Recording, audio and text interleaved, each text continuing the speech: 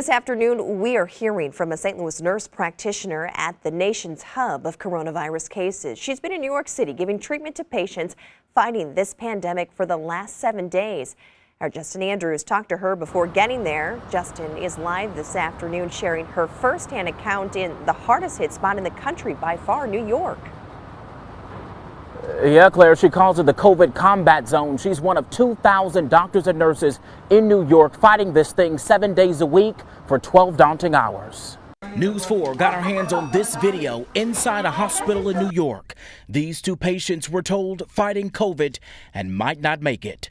Dr. Secil is one of thousands of doctors and nurses in her group flown to Manhattan to slash the sickness in the hardest hit area in the country. And like everywhere, she says they have little to no protective gear. It's really sad. So when you get the mask, it has to last for the entire 12-hour shift. And into the next day, you might have to wear it a couple of days, 2 or 3 days for the week. That's a first-hand account of what it's like for her. She's covering 17 hospitals, including makeshift ones. One of her first patients, a 71-year-old woman. And I prayed with her and just told her, we have to fight to get you through this. You have to fight. That's your job tonight, is what I told her, is to fight. And she just thanked me and held my hand. Then there's a 23-year-old man. It's horrible. He's probably not going to make it. And I didn't check back on that floor last night to see if he made it to the next night, but he was not looking too well at 23.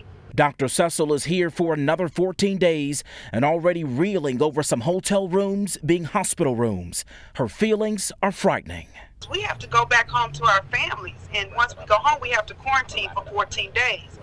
So we need to be covered.